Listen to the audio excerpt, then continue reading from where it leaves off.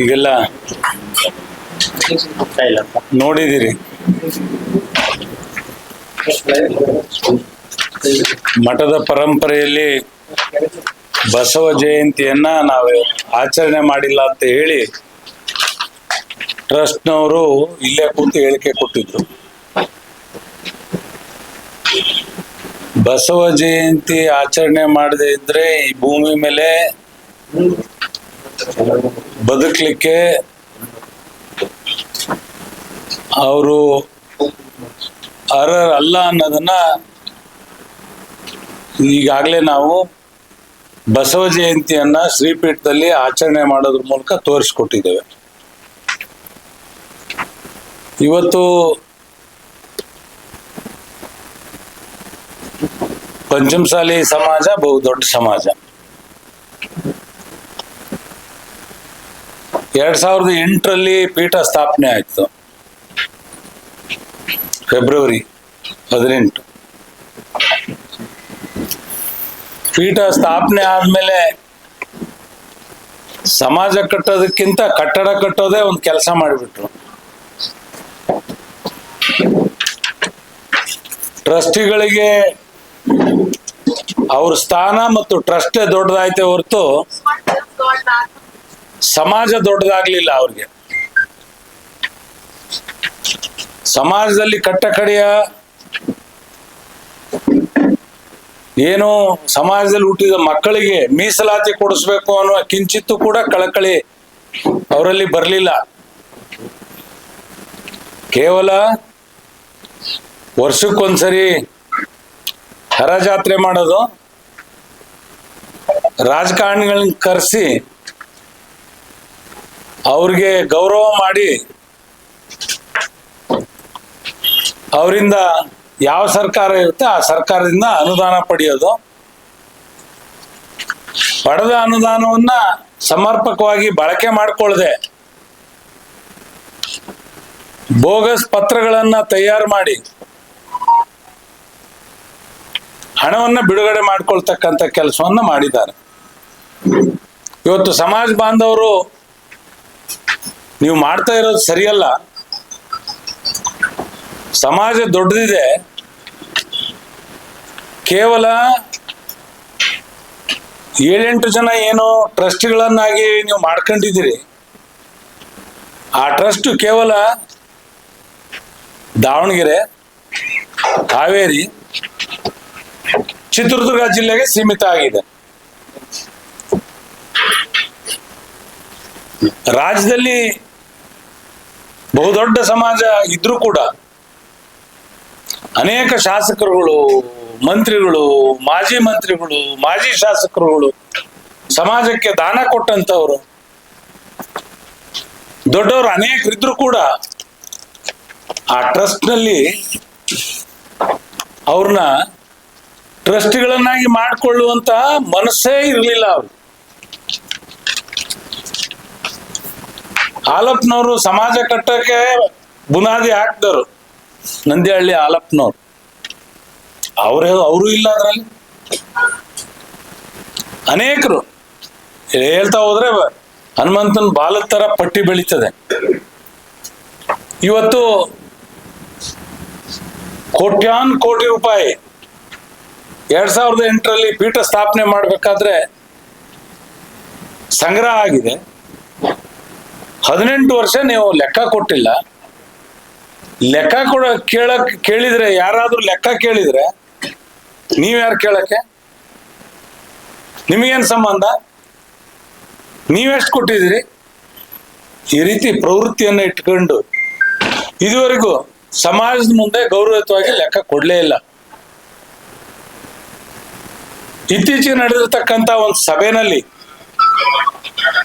ಸಮಾಜದ ಯಜಮಾನರು ಅಂತ ಹೇಳ್ಕೊಳ್ತಕ್ಕಂಥ ಬಾವಿ ಬೆಟ್ಟಪ್ಪನವರು ಕೂಲಂಕುಷವಾಗಿ ಯಾರ್ಯಾರು ಇದರಲ್ಲಿ ಅಕ್ರಮ ಮಾಡಿದಿರಿ ಟ್ರಸ್ಟಿಗಳಲ್ಲಿ, ಇದು ಸರಿಯಲ್ಲ, ಆದ್ರೆ ಸಂಪೂರ್ಣ ಲೆಕ್ಕ ಕೊಡಕ್ ನಿಮ್ಮಿಂದ ಆಗಲ್ಲ, ನೀವೇನು ಅಕ್ರಮ ಮಾಡಿದಿರಿ ಅನುದಾನದಲ್ಲಿ ಅದನ್ನೆಲ್ಲವನ್ನು ಕೂಡ ಮಾಫಿ ಮಾಡ್ಬಿಡ್ರಿ ಅಂತ ಹೇಳಿ ಸಂಘದಲ್ಲಿ ಸದಸ್ಯರನ್ನು ಕೇಳ್ಕೊಂಡಂತ ಸಂದರ್ಭದಲ್ಲಿ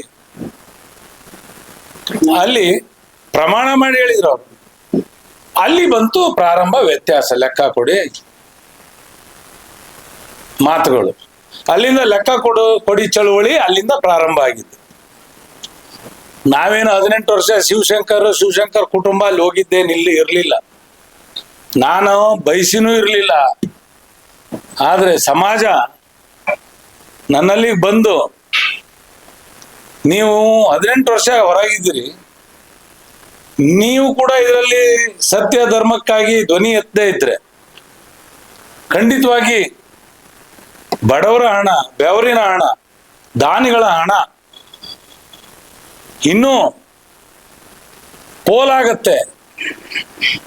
ಸಮಾಜಕ್ಕೆ ಏನು ಸಂಕಲ್ಪ ಮಾಡಿದ್ರು 2008ರಲ್ಲಿ 2008 ಮಕ್ಕಳನ್ನ ಒಂದು ಶಾಲೆ ಕಟ್ತೀವಿ, ಹಾಸ್ಟೆಲ್ ಮಾಡ್ತೀವಿ, ಮಕ್ಕಳನ್ನ ದತ್ತಕ್ಕೆ ತಗೊಳ್ತೀವಿ, ದಾಸೋಹ ಮಾಡ್ತೀವಿ, ಅವ್ರಿಗೆ ಶಿಕ್ಷಣ ಕೊಡಿಸ್ತೀವಿ, ಅವ್ರಿಗೆ ಸಮಾಜದಲ್ಲಿ ತಲೆ ಎತ್ತಿ ನಾವು ಪಂಚಮಸಾಲಿ ಸಮಾಜದಲ್ಲಿ ಹುಟ್ಟಿದ್ದು ಸಾರ್ಥಕ ಆಯ್ತು ಅನ್ನೋದನ್ನ ರೀತಿನಲ್ಲಿ ತಲೆ ಎತ್ತಿ ನಿಲ್ಲುವಂತೆ ಮಾಡ್ತೀವಿ ಅಂತ ಏನು ಸಂಕಲ್ಪ ಮಾಡಿದ್ರು ಎಲ್ಲಿಗ ಹೋಯ್ತು ಅನ್ನುವ ಪ್ರಶ್ನೆ ಸಮಾಜದ ಮುಂದೆ ಬಂದ ಮೇಲೆ ಇವತ್ತು ಲೆಕ್ಕ ಕೊಡೋ ಚಳುವಳಿ ಪ್ರಾರಂಭ ಆಗಿದೆ. ಇವತ್ತು ನಮಗೇನು ಅವರೇನು ವೈರಿಗಳಲ್ಲ. ಉಮಾಪತಿ ಸಮಾಜದಲ್ಲಿ ದೊಡ್ಡವರೇ, ಆದ್ರೆ ಅವ್ರು ಹಿಂದಿದಾರಲ್ಲ, ಅದೇನೋ ಇವತ್ತು ಪೇಪರ್ನಲ್ಲಿ ಬಂದಿದೆ ನೋಡಿ, ಮಂಗ ತಿಂದು ಮೇಕೆ ಬಾಯಿ ಒರೆಸಿತ್ತು ಅನ್ನೋ ಬಂದಿದೆ ಮಾತು. ತಿಂದಿರೋರು ಯಾರು? ನೀವ್ ಯಾಕ್ರಿ ಅವ್ರನ್ನ ಕಟ್ಕೊಂಡು ಅವ್ರಿಗೆ ಕೈ ಜೋಡಿಸ್ತೀರಿ? ನಿಮಗೆ ಗೌರವ ಇದೆ. ಇದನ್ನ ಈ ಚಳುವಳಿ ಏನ್ ಪ್ರಾರಂಭ ಆಗಿದೆ, ನಿಮಗೆ ಸತ್ಯ ನ್ಯಾಯ ಧರ್ಮ ಇದ್ರೆ ಧರ್ಮದ ಲೆಕ್ಕ ಕೊಡಿ ಅಂತ ಕೇಳಿದ್ದಾರೆ. ನೀವು ಧರ್ಮಿಷ್ಟ್ರಲ್ಲೇನಪ್ಪ? ಪಂಚಪೀಠಕ್ಕೆ ನಡ್ಕಂತೀರಿ, ಉಳಿದ ಸಮಾಜಗಳ ಸ್ವಾಮೀಜಿಗಳಿಗೆ ನಡ್ಕಂತೀರಿ, ಉಳಿವಿಗೆ ನಡ್ಕಂತೀರಿ, ಮಂಜುನಾಥೇಶ್ವರನ್ ನಡ್ಕಂತೀರಿ, ಕೊಟ್ಟೂರಿ ನಡ್ಕಂತೀರಿ. ನೀವೇನು ಸ್ಥಾಪನೆ ಮಾಡಿದ ಸ್ವಾಮೀಜಿಗಳ ಕಾಲಿಗೆ ಬಿದ್ದು ನಾವು ಸಮಾಜ ಕಟ್ತೀವಿ ಅಂತ ಅವ್ರನ್ನ ಸ್ಥಾಪನೆ ಮಾಡಿದಿರಲ್ಲ. ನೀವು ಪ್ರಾಮಾಣಿಕವಾಗಿ ಇದ್ರೆ, ಈ ನಮ್ಮ ಅರುಣ್ ಕುಮಾರ್ ಹೇಳಿದ್ರಲ್ಲ, ಕೊಟ್ಟೂರಿಗೆ ಬಾರಪ್ಪ,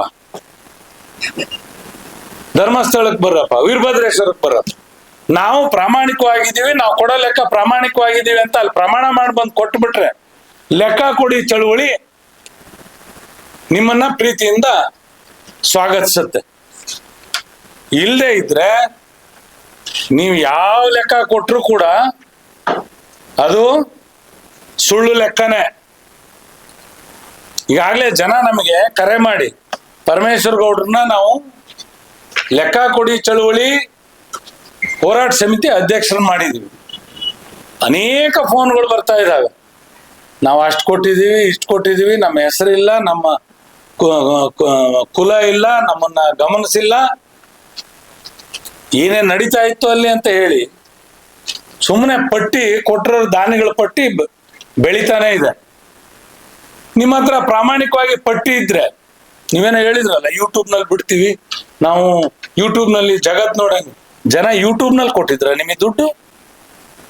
ಬೆವರು ಸುರಿಸಿ ಕಷ್ಟ ಬಿದ್ದು ಸಮಾಜ ಕಟ್ತಾರೆ ನಮ್ಮವರು, ದೊಡ್ಡ ಮನುಷ್ಯರು ಅಂತ ಹೇಳಿ ದಾನ ಕೊಟ್ಟಿದ್ದಾರೆ. ಆ ದಾನಕ್ಕೆ ಬಹಳ ಶಕ್ತಿ ಇದೆ. ಆ ಶಕ್ತಿನ ದುರ್ಬಳಕೆ ಮಾಡ್ಕೊಂಡು ಸಮಾಜನ ಯಾವ ಕಡೆ ಒಯ್ತಾ ಇದ್ದೀರಿ ನೀವೆಲ್ಲ ಯೋಚನೆ ಮಾಡಿ. ಇನ್ನು ಕಾಲ ಮಿಂಚಿಲ್ಲ. ನೀವು, ನಮಗೆ ಗೊತ್ತಿದೆ, ನಾಳೆ ಏನು 27ಕ್ಕೆ ಏನು ಲೆಕ್ಕ ಕೊಡ್ತೀವಿ ಅಂತ ಏನು ಹೇಳ್ಕೊಂಡಿದ್ದೀರಲ್ಲ, ನಾವೀಗಾಗಲೇ ಹೇಳ್ಬಿಟ್ಟಿದ್ದೀವಿ. ಈಗಾಗಲೇ ವಿಜಯನಗರ ಜಿಲ್ಲೆಯವರು, ಬಳ್ಳಾರಿ ಜಿಲ್ಲೆಯವರು, ಹಾವೇರಿ ಜಿಲ್ಲೆಯವರು, ನೀವು ಔಷಧರ ಲೆಕ್ಕ ತಗೋಬೇಡ್ರಿ, ನಾವು ತಗೊಳಕ್ ರೆಡಿ ಇದ್ವಿ ಅಧ್ಯಕ್ಷರು, ಆದ್ರೆ ಅವ್ರು ಸಲಹೆ ಕೊಟ್ರು ಔಷಧರ ಲೆಕ್ಕ ತಗೋಬೇಡ್ರಿ. ಪ್ರತಿ ಹಳ್ಳಿಗೆ, ಪ್ರತಿ ಜಿಲ್ಲೆ ತಾಲೂಕಿಗೆ ನಾವು ಸಭೆ ಮಾಡಿ ಕೊಟ್ಟಿರ್ತಕ್ಕಂಥವ್ರ ಹೆಸರನ್ನ ಕ್ಯಾಶ್ ನಲ್ಲಿ ಕೊಟ್ಟಿರ್ತಾರೆ. ನೀವು ಕೊಡ್ತೀರಿ, ಆಗ ಆಡಿಟ್ ಮಾಡಿಸಿದೀವಿ, ಅಕೌಂಟ್ ಮಾಡಿಸಿದೀವಿ, ಅದೆಲ್ಲ ಎಲ್ಲರೂ ಮಾಡ್ತಾರೆ. ಸಂಘ ಸಂಸ್ಥೆ ಮಾಡ್ರೆ ಒಬ್ಬ ಆಡಿಟ್ರಿಗೆ ಕೊಟ್ರೆ ಕ್ಲೀನ್ ನಿಮ್ಗೆ ಎಷ್ಟಕ್ಕೆ ಬೇಕೋ ಅಷ್ಟಕ್ಕೆ ಮಾಡ್ಕೊಡ್ತಾರೆ. ಅದು ಬೇಡ. ನಗದು ರೂಪದಲ್ಲಿ ಕೊಟ್ಟಿದಾರಲ್ಲ ಬಡವರು, ದೇಣಿಗೆ ರೂಪದಲ್ಲಿ ಕೊಟ್ಟಿದಾರಲ್ಲ ಕ್ಯಾಶ್, ಅದ್ರ ಲೆಕ್ಕ ಹೇಳ್ರಪ್ಪ. ಯಾರೋ ಹೇಳ್ತಾ ಇದ್ರು ಗಡಿಮೆ ಕುಂಟರು, ನಾವು ದಾಸೋಹಕ್ಕೆ 1 ಲಕ್ಷ ಕೊಟ್ಟಿದ್ದೀವಿ, ಕಟ್ಟಡಕ್ಕೆ 1 ಲಕ್ಷ ಕೊಟ್ಟಿದ್ದೀವಿ, ಇದುವರೆಗೂ ನಮ್ಮ ಹೆಸರು ಇಲ್ಲ, ನಮ್ಮ ರಸೀದಿನೂ ಇಲ್ಲ. ಈ ರೀತಿ ಅನೇಕರು ಬರ್ತಾ ಇದಾವೆ ನಮ್ಮ ಹತ್ರ.